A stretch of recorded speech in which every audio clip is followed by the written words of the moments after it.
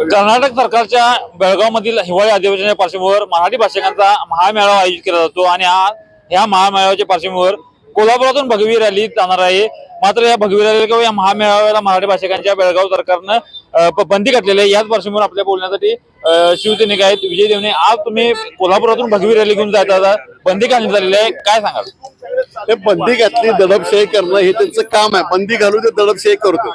यापूर्वी ही बंदी घातली होती, यापूर्वी दडपशाही केली होती, पण आताच्या महामेळाव्याला त्यांनी कर्नाटकमध्ये भयंकर दडपशाही धोरण केले। आम्ही त्या ठिकाणी जाणार, कडक तोडणार, आज जाणार। त्याने अडवलं तर आम्ही कर्नाटकच्या गाड्या अडवणार आणि एक ना आज एक त्यांना सांगणार, तुम्ही जर का आज कर्नाटकामध्ये जर काय महामेळावा होऊ दिला नाही तर कर्नाटकाच्या कुठल्या ना तर कुठल्या गावात जाऊन आम्ही भगवा झेंडा फडकणारच, आज सोडणार नाहीये। दरवर्षी हे सगळं बंदी घालण्यात येते। मराठी महाराष्ट्राच्या नेत्यांनी देखील बंदी घालण्यात येते, शिवसेनेला बंदी घालण्यात येते। दडपशाही कुठेतरी सारखी समोर येते काय? आज काय गेली 60-65 वर्षी ही दडपशाही सुरू आहे। ग्रीन बुकात नोंद होईल 4.5 लाख मराठी बांधव गेली 60 वर्ष लढाई करतात, 60-70 हुतात्मे होऊन गेले आणि आज ही लढाई ही पिढीनं 4 पिढ्या लढतात, परत नवीन तरुण पिढी लढतात। त्यामुळे आमचं कर्तव्य आहे, आमचं मराठी माणसाच्या बाजूने कर्तव्य म्हणून आम्हाला ही लढाई करावी लागणार। तर केंद्रात केंद्र सरकार आहे, आता कर्नाटकात काँग्रेस सरकार आहे। तुम्ही देखील गेल्या 4 दिवसापूर्वी त्यांच्याकडे मागणी केली होती। या सरकारच्या सगळ्या धोरणावर हे बघा, काँग्रेसचं सरकार आहे, भारतीय जनता पक्षाचं सरकार कोणालाही असू दे, काँग्रेसच्या सरकारनं यांना आज काँग्रेसला पण आमचं सांगणं आहे, महाराष्ट्रातल्या काँग्रेसला पण सांगा की आता तुमच्या सरकारला सांगा, तुमच्या मुख्यमंत्र्याला सांगा आणि महामेळाव्याला परवानगी द्या म्हणून आम्ही त्यांना सांगू। केंद्र सरकारकडे तुमची काय मागणी आहे? केंद्रात आता सगळे या सगळ्या लोकसभा झाली, विधानसभा झाली, आता काय करावं? एक तर केंद्रशासित करा म्हणून सांगितलं ते पण तुम्ही करत नाही, एक तुम्ही सोडवा म्हणून सांगितलं तर तुम्ही सोडवत नाही। तुमची भूमिका काय? न सोडवण्याची भूमिका आहे ना तुमची, प्रश्न न सोडवण्याची भूमिका आहे। संजय पवार देखील आहेत। बाबा, आज तुम्ही मोठ्या संख्येनं बेळगावला जाता, बंदी घातलेली आहे, काय सांगाल? बंदी घालणं हे प्रशासनाचं काम आहे, पण तू बंदी का?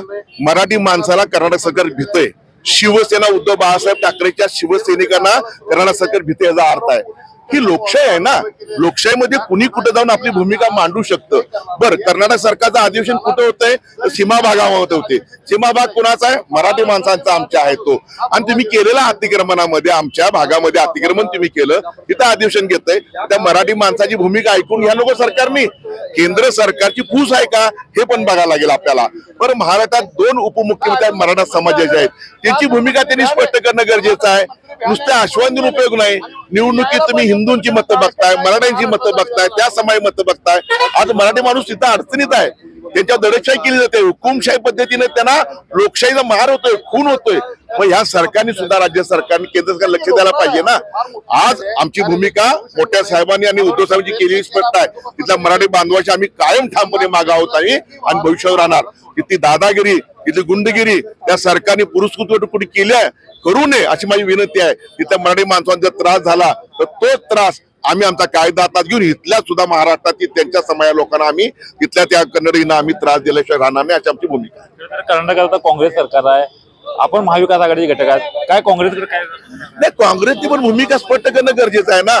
संविधान तुम्ही म्हणताय, संविधानाची शपथ घेताय तुम्ही, संविधान घेऊन सगळ्या देशभर आपण फिरतोय आपण, मग संविधानाचा अर्थ काय? लोकशाही ना।